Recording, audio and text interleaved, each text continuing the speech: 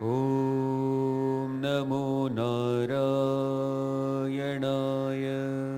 अभी भगवान कहते हैं कि जो जीवन के त्याग को समझता है उसका जीवन कैसे होता है। आहा, ये बहुत ही सुंदर श्लोक है। श्लोक नंबर 17। यस्वात्मरतिरेव स्यात्, यस्वात्मरतिरेव स्यात्, आत्मतृप्तश्च मानवः, आत्मन्नेव च सन्तुष्टः,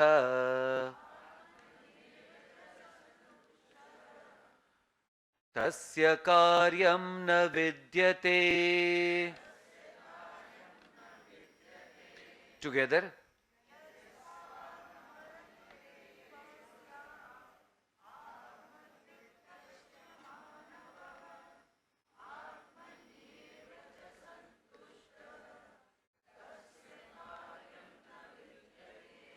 भगवान कहते हैं कि जिस व्यक्ति ने इस त्याग तत्व को समझा और त्याग युक्त कर्म किए तो उसका क्या हो सकता है।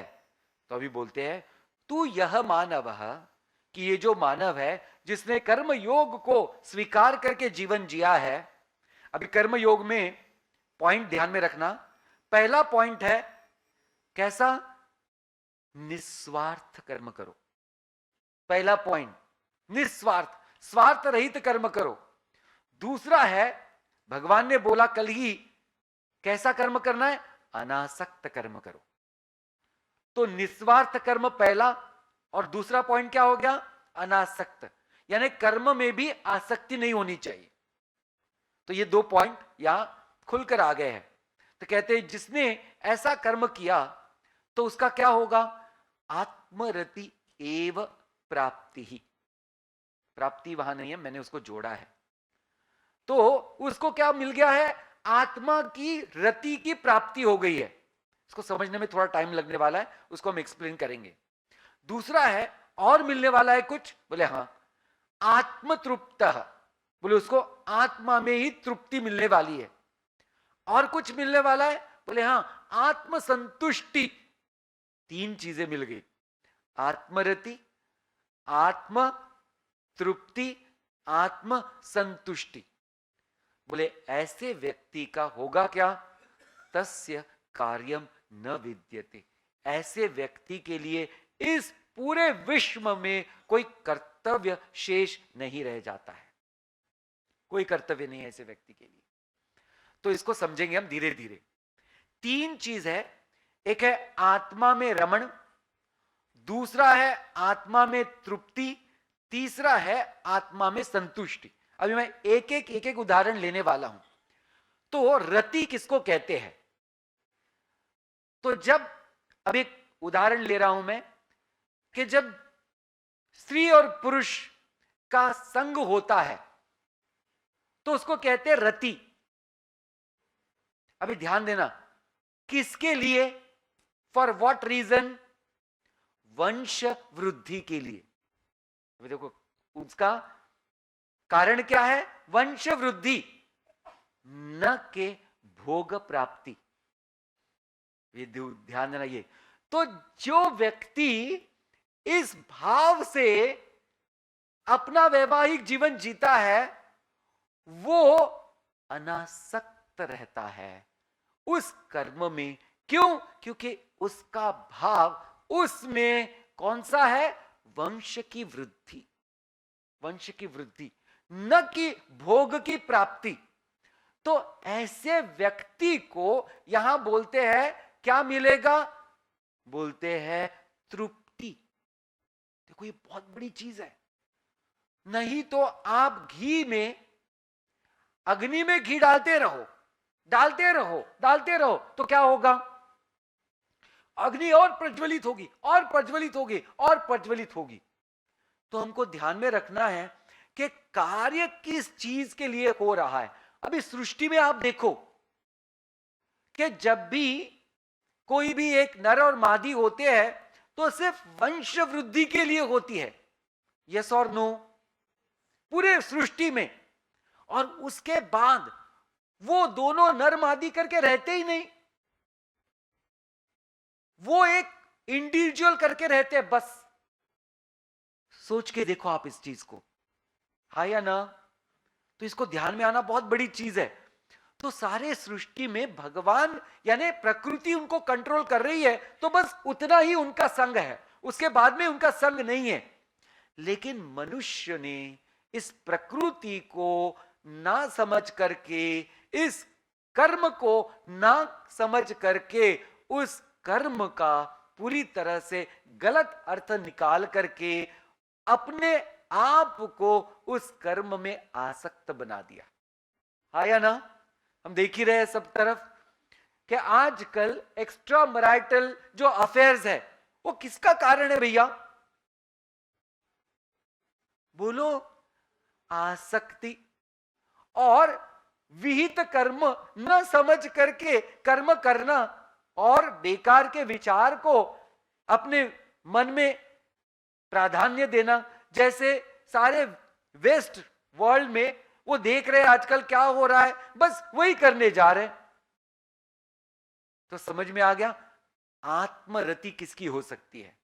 दूसरा उदाहरण, आत्मतृप्ति। एक उदाहरण लेते हैं अभी, वो है खाना यानी जिह्वा और भोजन के पदार्थ। अभी जब हमारा भाव ये उसमें से भोग की प्राप्ति का है, तो फिर हमारा उस अन्न के साथ संबंध कैसा हो गया? भोग वृत्ति का। देखो ध्यान में आ गया, अन्न के साथ संबंध कैसा हो गया? भोग वृत्ति। और भगवान कह रहे अन्न परमम ब्रह्म। ध्यान देना। और हमारी वृत्ति हमने क्या कर ली है? भोग वृत्ति। तो जब ऐसी गलत वृत्ति से हम उसके पास जाते हैं तो हमको क्या मिलेगा? बंधन। यस और नो? और अगर सही दिशा से, सही मनोवृत्ति से अगर ब्रह्मार्पणम करके उसको खाते हैं तो हमको क्या मिलेगा? तृप्ति। तृप्ति। तो ये दूसरी बात हो गई। अभी तीसरी बात, धन आदि। धन आदि। अभी धन से हमको क्या करना है? भी ध्यान देना। अभी धन से एक विवेकी व्यक्ति को जीविका चलानी है, यस और नो? और एक अज्ञानी व्यक्ति को नेम फेम पावर चलाना है। हाँ या ना बोली जी? तो जब नेम फेम पावर होगा तो नाम कितना होना चाहिए? उसका कोई लिमिट है? नहीं। फिर फेम कितना होना चाहिए? उसका कोई लिमिट है? नहीं। पावर कितनी होनी चाहिए? उसका कोई लिमिट है? नहीं। यानी लोभ वृत्ति आ गई धन आदि में। हाँ या ना? तो ये व्यक्ति बंधन में आ गया। अभी जो व्यक्ति कर्तव्य से, तो बोलते मूढ़ जही धनागम तृष्णा कुरु सद्बुद्धिम मनसे वितृष्णा यल्लभसे निज कर्मोपातम वित्तम तेन विनोदय चित्तम भज गोविंदम भज गोविंदम गोविंदम भज मूढ़ मते। बोले जब आप पैसे कमाते हो तो आपकी मति कैसे होनी चाहिए? मूढ़ जही ही धनागम तृष्णा। धन से तृष्णा को आप निकालो। फिर क्या करो? सद्बुद्धिम कुरु सद्बुद्धिम मनसि वितृष्णा। आपकी बुद्धि को सद्बुद्धि बनाओ और आपके मन से, बुद्धि से तृष्णा को हटाओ। यल्लभ से निज कर्मोपातम। अभी आपके स्वधर्म से, आपके विहित कर्मों से जो भी आपको मिलता है, वित्तम तेन विनोदय चित्तम। आप उसको अपनी इच्छा को पूर्ण करने के लिए उसका पूरा के पूरा उपभोग कर सकते हैं, उपयोग कर सकते हैं। तो ऐसा जो कर्म है वो हमको क्या करता है? संतुष्टि देता है। तो तीन चीजें हमने देख ली, एक है रति, एक है तृप्ति, एक है संतुष्टि। तो तीनों चीजों में अगर हमने पूरी तरह से हमारा ध्यान हमारे राइट एटीट्यूड पर रखा और कर्म किया तो बंधन नहीं है। और हमारी एटीट्यूड गलत हो गई, हमारा अगर इंटेंट गलत हो गया तो फिर बंधन ही बंधन है। तो भगवान कह रहे हैं कि जिसने इस सुंदर भाव से जीवन में कर्म किया तो वो कोई भी कर्म करे उसको बंधन नहीं है, वो पूरी तरह से संतुष्ट होता है। और ऐसे संतुष्ट व्यक्ति को, जिसका संतुष्टि आत्मा में ही है, यानी स्व में है, खुद में ही वो पूरी तरह से परिपूर्ण है, ऐसे व्यक्ति के सारे कर्तव्य संपूर्ण हो जाते हैं, उसके पीछे कोई कर्तव्य बाकी नहीं रहता है। तो भगवान कहते हैं और क्या हो सकता है इसके लिए? 18 श्लोक नंबर, नैव तस्य कृतेनार्थः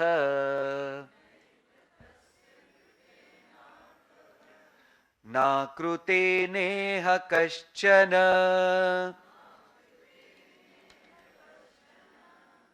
न चास्य सर्वभूतेषु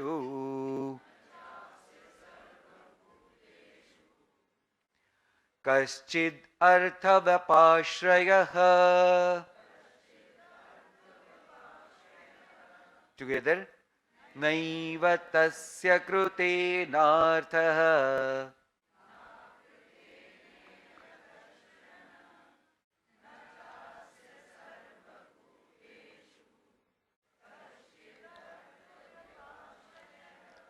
जब हम इस भगवत गीता के श्लोकों का पठन और समझने की कोशिश कर रहे हैं तो क्या आपको ऐसा महसूस हो रहा है कि all the shlokas are very beautifully practically related to everyone's life? Yes और नो? और they are just said for someone who is an alien? ऐसा कुछ है कि एक व्यक्ति जो उसका कोई दूसरे ग्रह से आया है और वो बहुत ही कुछ अलग परिस्थिति में से अलग कुछ क्या कहते हैं उसकी बड़ी आशीर्वाद और कृपा लेकर के आया है, बस उसके लिए है? ऐसा नहीं है। हर एक कर्म, हर एक चीज हमारे रोजमर्रा के जीवन से भगवान ने जोड़ी है। सिर्फ हमको उसको समझना है कि वो करने से क्या फल होने वाला है और वो न करने से क्या फल होने वाला है। अभी भगवान कहते हैं कि ये जो व्यक्ति है जो आत्मतृप्त है उसका जीवन कैसे होता है? तस्य इह न कृतेन कश्चन, बोले वो व्यक्ति का इस पूरे विश्व में कोई कर्म करने का शेष बाकी नहीं रहता है। न अर्थ, बोले कोई प्रयोजन भी नहीं रहता है बाकी, क्योंकि खुद ही अगर तृप्त है तो किस प्रयोजन से वो कर्म करेगा अभी? बोले हां, न कृतेन एव च, बोले अगर प्रयोजन नहीं, कर्म करे या न करे तो भी उसको कोई प्रयोजन नहीं है। यानी कर्म करे तो प्रयोजन नहीं, कर्म ना करे तो भी प्रयोजन नहीं, दोनों हो गया है। सर्वभूतेषु अस्य कश्चित् अर्थ व्यपाश्रयः, बोले ये संपूर्ण प्राणी मात्र के लिए उनके मन में कोई भी स्वार्थ का संबंध रहा ही नहीं है। सारे संबंध उसके निस्वार्थ हो गए, सारे संबंध निस्वार्थ। अभी आप ध्यान देना, जब सब कुछ आपके लिए निस्वार्थ हो जाएगा, सोच के देखिए आप, जब सब कुछ आपके लिए निस्वार्थ हो जाएगा तो आप कर्म सुख के लिए करेंगे। इसको ध्यान में रखना। जब सब कुछ निस्वार्थ है तो सुख का तो नाम ही नहीं है। तो फिर दुख से भाग जाने के लिए आप कर्म को छोड़ देंगे? नहीं, तो स्वार्थ नहीं है तो सुख भी नहीं है और दुख भी नहीं है। अभी देखो भगवान ने इसको पहले ही बोल दिया है कि अर्जुन, तू जो भागने की बात कर रहा है इसका मतलब तू डर रहा है, एक। और दूसरा है कि तुझे अपने आप को बचाना है किसी से, और किस चीज के लिए बचाना है बेटा? देखो ये बात है, वो भागने की कोशिश कर रहा है कि मैं नहीं युद्ध करने वाला हूं, मैं जा रहा हूं युद्ध छोड़ करके। तो भगवान कहते हैं कि तुमको युद्ध तो करना, कर्म तो करना ही है। और कैसे कर्म करना है? सुख और दुख को सम करके। देखो कोई भी कर्म से सुख की प्राप्ति हो, यह स्वार्थ कर्म है। इसको ध्यान में रखना कि अगर मुझे सुख मिले तो मैं कर्म करूं, और सुख ना मिले तो बोलो जी, फिर तो मैं कर्म नहीं करूंगा। देखो इसलिए आजकल मेंटालिटी हो गई है, live in relationship, no responsibility at all. अब आपका देखो, मैं मेरा देखता हूं, और जब नहीं चला तो छोड़ देता हूं। हाँ जी, this is how it is. Mentality कितनी गलत हो रही है अब देखो, क्योंकि कोई रिस्पॉन्सिबिलिटी लेने के लिए तैयार ही नहीं, कोई त्याग करने के लिए तैयार नहीं, और बस सिर्फ सुख के लिए चाहिए मुझे कर्म। तो जब ऐसी मेंटालिटी है तो सिर्फ बंधन ही बंधन है। तो यहां कहा गया है कि जब सुख और दुख ये दोनों भी सम हो जाएंगे तो आपके कर्तव्य शेष रह जाएंगे, सुख और दुख दोनों भी बाजू हट जाएंगे। अभी ध्यान देना, बहुत इंपॉर्टेंट है ये बात, इसको समझना। जब भी आप पढ़ाई करते हो बहुत उच्च स्थिति में जाने के लिए, उच्च स्थिति में जाने के लिए, जैसे कोई आईएएस के लिए पढ़ रहा है, समझो, उसको पूछो क्यों पढ़ रहा है? आईएएस पढ़ने के बाद स्वामी जी पता है, लाल लाल दिए की गाड़ी मिलती है। फिर आगे पीछे दौड़ते हैं नौकर, और मंत्री लोग भी सलाम लगाते हैं कभी कभी। तो अभी देखो, इसके लिए आईएएस पढ़ रहे हो तो फिर तो बंधन ही बंधन है, क्योंकि प्रयोजन में ही गड़बड़ है। अभी पढ़ रहा हूं ताकि पढ़ करके मैं धर्म की रक्षा कर सकूं और इस देश की सेवा कर सकूं। देखो कितना बड़ा हो गया ये काम। कर्म एक ही है, लेकिन भाव बदल गया तो संपूर्ण विश्व बदल गया। इसका भाव बदल गया तो इसका विश्व कैसे है? तो हमको ध्यान में आना है कि ये जो व्यक्ति है इसके मन से स्वार्थ बुद्धि ही चली गई है, और स्वार्थ बुद्धि जाने के लिए सबसे इंपॉर्टेंट है, वो है निष्काम कर्म। उसके सिवा स्वार्थ बुद्धि जाती नहीं। ये है, क्या है? It is an bottom line, कि ये एक बहुत इंपॉर्टेंट ऐसा सत्य है कि जब तक हम निस्वार्थ कर्म नहीं करते हैं तब तक स्वार्थ बुद्धि नहीं जाती है, क्योंकि स्वार्थ बुद्धि ये मन का मैल है, और मैल जाता है निष्काम कर्म से। तो कर्म योग ही उसका साधन है। आगे चलते हैं तो भगवान बोलते हैं, जब ऐसा कोई हो जाए तो उसने कर्म करना चाहिए कि नहीं चाहिए? बस उसने घर में जाके बैठ जाना चाहिए? भगवान कहते, बहुत सुंदर श्लोक है ये, 19, तस्मादसक्त सततम कार्यम कर्म समाचर, असक्तो ह्याचरन् कर्म परमाप्नोति पुरुषः। टुगेदर,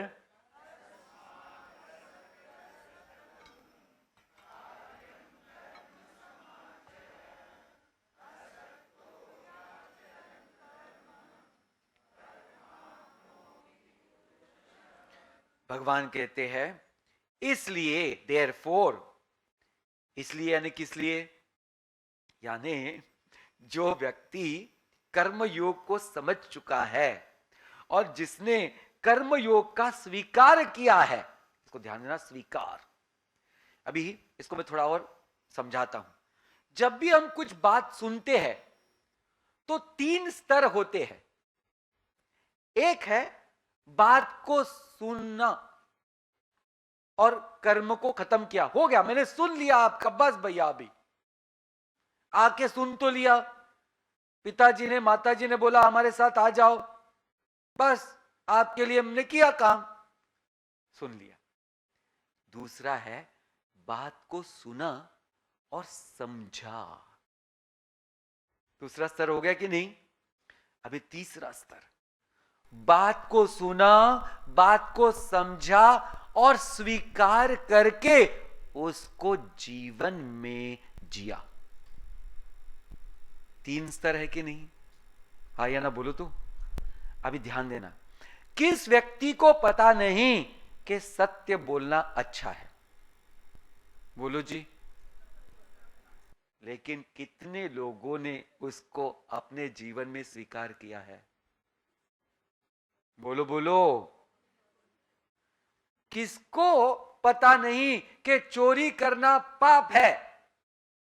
लेकिन बड़े बड़े मिनिस्टर भी चोर बन के अंदर जाके बैठ के अंदर से इलेक्शन लड़ाते हैं कि नहीं? ये क्या चल रहा है भैया?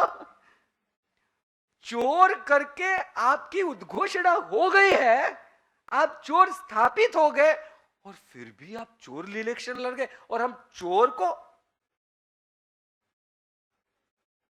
देखो क्या है ये। तो सिंपल चीज यहां समझ में आ रही है कि भैया हमको ये ध्यान में आना चाहिए कि ये जो व्यक्ति है उसको भगवान ने बोला तस्मात, इसलिए, देयरफॉर, जिसने इसको समझा है, इसने इसको सोचा है, इसको जाना है और जिसने इसको अपनाया है वो क्या करेगा? तो ये पॉइंट है, वो क्या करेगा? तो बोलते हैं उसने क्या करना चाहिए, अभी मैं बताता हूं। बोलते उसने करना असक्तम सततम कर्म समाचर। बोले कैसे? कर्म तो उसने करना ही है, सततम कर्म करना है। फिर कैसे? असक्तो याचरण कर्म। बोले जब वो आसक्त वृत्ति से कर्म करते रहता है, परम आपनोति पुरुष, वो वैसे ही तृप्त है, वो पूरी तरह से परमात्म तत्व में एक हो जाएगा। अभी एक सुंदर श्लोक है, इसको हम एक एक छोटी छोटे वाक्य से देखेंगे। पहले वाक्य में भगवान ने बोला कार्यम कर्म समाचर, यानी कर्म तो करना ही है। तो लेकिन भगवान बोलते कौन से बुद्धि से? कर्तव्य शुद्ध बुद्धि से। ध्यान में आ गया? और कर्तव्य शुद्ध बुद्धि कौन सी है? सुख दुखे समय कृत्वा। एक ध्यान में आ गया? तो कर्म करना है लेकिन शुद्ध बुद्धि से। दूसरा भगवान बोलते हैं कैसा कर्म करना है? तस्मात् असक्तम कुरु, यानी कोई भी कर्म में आसक्ति को छोड़ करके आप कर्म करो। तीसरा सततम कुरु, देखो करके बंद मत कर दो, सततम करो। अभी सतत यानी 24 घंटे नहीं, सतत यहां सावधानी युक्त। ध्यान में आ गया? सावधान युक्त यानी be alert and then you act. Do not act with ignorance, do not act in unawareness of your mind. तो हमको कर्म तो करना है, लेकिन भगवान ने ये सुंदर ऐसी 3 बातें बता दी कि अलर्ट बन के कर्म करो, अनासक्त भाव से कर्म करो और कर्तव्य शुद्धि बुद्धि, यानी कर्तव्य जो होता है शुद्ध बुद्धि से करो। ये 3 जब आप हम करेंगे तो हमको परम आपनोति पुरुष, भगवान मिल जाएंगे हमको। तो अभी इसको हम उदाहरण के स्तर पर देखेंगे। देखो जो व्यक्ति चोरी करता है वो जेल में जाता है, उसको फिर सलाखों के पीछे बंद कर देते हैं। अच्छा, वो जीवन जी रहा है कि नहीं? बोलिए तो। जी रहा है। वो खाना खा रहा है, खा रहा है। वो सो रहा है, जाग रहा है, हाँ जी, सब कुछ कर रहा है, ठीक है। अभी उसी जेल में जेलर रहता है, हाँ या ना? अभी जेलर भी खाना खा रहा है, सब कुछ कर रहा है। दोनों के रहने में डिफरेंस है कि नहीं? कितना डिफरेंस है? जमीन आसमान का। जगह वही है, कर्म भी सेम कर रहे हैं, खा रहे, पी रहे, सो रहे, धो रहे, लेकिन एक बद्ध है, एक मुक्त है। आज बोलो, सिंपल समझने को है कि नहीं? तो वैसे ही इस पूरे सृष्टि में अज्ञानी लोग रहते हैं और संत महात्मा लोग रहते हैं। रह कहां रहे हैं? इसी सृष्टि में। कर क्या रहे हैं? वही वो सब लोग कर रहे हैं, कोई दूसरी बात नहीं कर रहे हैं। इंटरेक्शन हो रही है कि नहीं लोगों से? खाना पीना चल रहा है कि नहीं? इंस्टीट्यूशन में लोगों के लिए काम कर रहे हैं कि नहीं? इतने लोगों की, अभी देखो स्वामी चिन्मयानंद जी को, इन्होंने इतनी बड़ी इंस्टीट्यूट खड़ी करके उसका नाम पूरी तरह से पवित्र रखा कि नहीं? और उसके बाद में जो आए उन्होंने उसका नाम पवित्र रखा कि नहीं? देखो कितनी इंपॉर्टेंट चीज है। तो क्या सिर्फ हाथ पे हाथ धरे के ऐसे हो सकता है क्या? यानी कर्म किया, लेकिन कर्म कैसे किया? जेलर बन करके, कैदी बन करके नहीं। तो हम सबको क्या समझना है? भैया कैदी मत बनो, जेलर बनो, ताकि आप सब कर पाओगे, लेकिन किसी में भी आप अटकोगे नहीं। भगवान, ऐसे भी किसी ने कर्म किया है? अर्जुन, अनेकों ने किया है। एक उदाहरण बता दो। अच्छा, ले लो उदाहरण। कर्मण्येव हि संसिद्धिः, कर्मण्येव हि संसिद्धिम् आस्थिता जनकादयः लोकसंग्रहमेवापि संपश्यन् कर्तुमर्हसि। टुगेदर।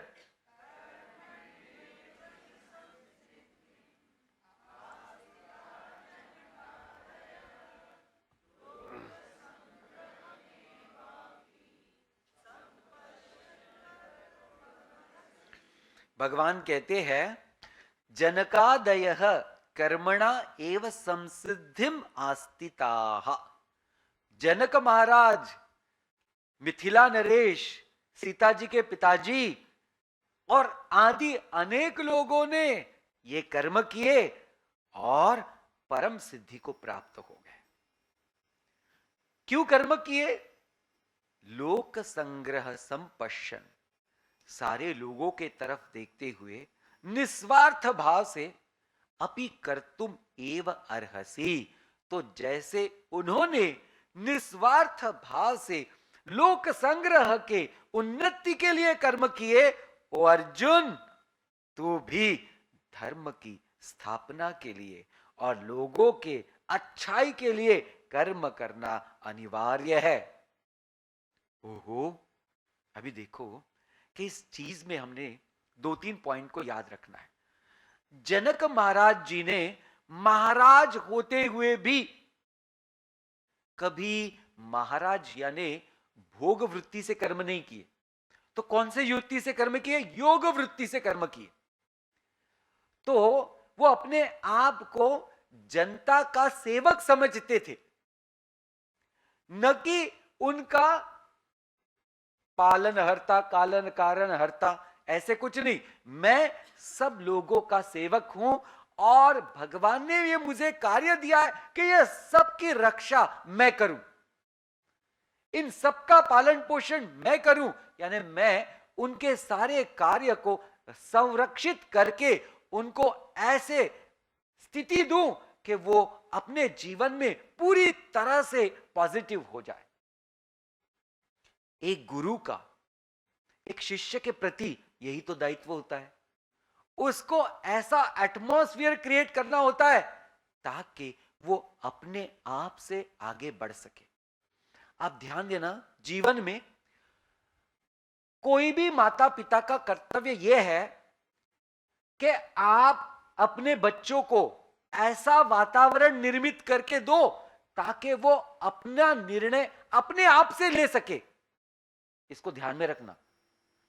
आप हमेशा उनके निर्णय लेते गए तो होगा क्या, वो एक दिन जब निर्णय लेने का समय आएगा और आप नहीं होगे तो वो रोएगा, हाँ या नहीं?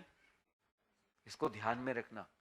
इसका मतलब आपने लोगों के निर्णय नहीं लेने हैं, आपने लोगों को निर्णय लेने के लिए तैयार करना है। कितना बड़ा डिफरेंस है देखो। तो अपने जीवन का निर्णय तो हमने ही लेना है, बट परिस्थिति का सपोर्ट हम ले सकते हैं, and that's how called as gurukulam. कि गुरुकुल में जाकर के शास्त्रों को समझ करके हमको अपने जीवन में क्या करना है वो कोई भी तय कर सकता है। वैसे ही अर्जुन को भगवान कह रहे हैं, I am only giving you support and now you have to think what you should do. तो ये बड़ी बात यहां कही गई है कि इस व्यक्ति ने कर्म क्या करना है। अभी आप एक उदाहरण हम देखेंगे इस पूरे सुंदर श्लोक के लिए। भगवान ने अवतार लिया किसके लिए? धर्म की स्थापना के लिए। ठीक है, क्लियर हो गया? धर्म की स्थापना। स्वामी जी पता है क्यों अवतार लिया? 16,108 ब्याह करने थे इसके लिए नहीं भैया, इसके लिए नहीं, इसको ध्यान में रखना। तो भगवान ने अवतार लिया धर्म की स्थापना के लिए। दूसरा, भगवान गोकुल गए, क्यों? क्योंकि वहां नहीं जाते तो दोनों माता पिता को भी मार देता हो वो कंस, और फिर बाकी उसका उत्पात चलता ही था। तो पहले तो गोकुल वासियों को जब वहां गए तो उन्होंने इतनी तपस्या की थी, उस तपस्या का फल देने वहां गए। ध्यान आ गया? तो सारे गोपियों के साथ रास क्यों रचा? ताकि उनकी तपस्या को फल मिले और वो भगवान में समा जाए। ठीक है। फिर इतने राक्षसों को क्यों मारा? ताकि उनकी तपस्या में कोई भंग न हो। देखो कितनी इंपॉर्टेंट बातें हैं। आप अपने बेटे को, अपने बेटी को पूरी सुरक्षा प्रदान करते हो, पढ़ने के लिए पैसे देते हो, किसके लिए? ताकि वो जाकर के कैंटीन में खाते बैठे?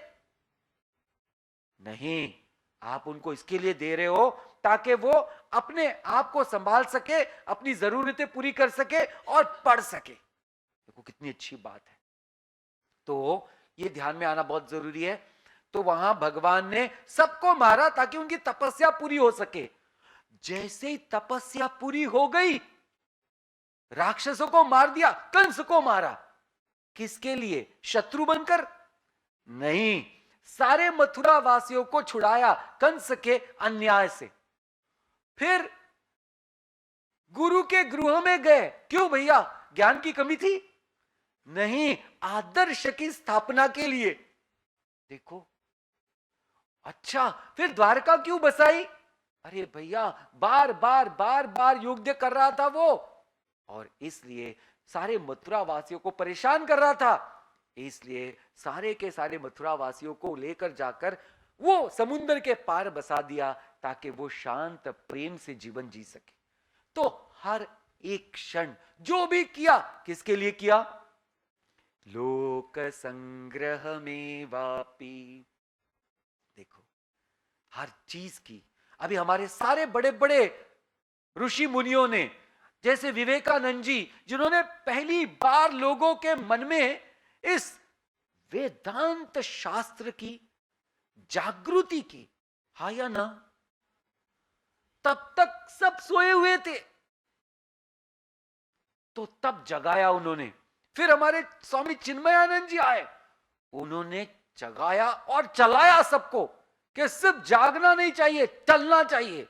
तो देखो, उनका एक वाक्य अगर आपने समझ लिया ना, वो कहते हैं कि सिर्फ अच्छा होना, इसमें कोई भी अच्छा ही नहीं है। तो वो कहते हैं, you should be good and you should be aggressively good and then you are really good. समझ में आ गया भैया?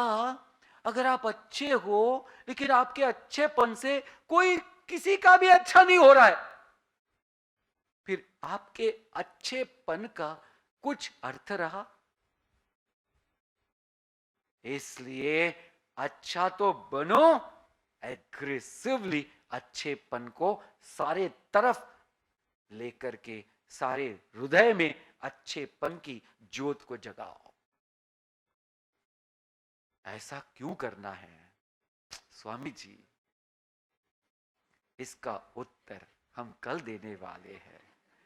यद यद आचरति श्रेष्ठ, इतना सुंदर श्लोक है। Everyone should do by heart, by heart करना चाहिए श्लोक को, और कल हम उससे शुरुआत करने वाले हैं। ओम नमो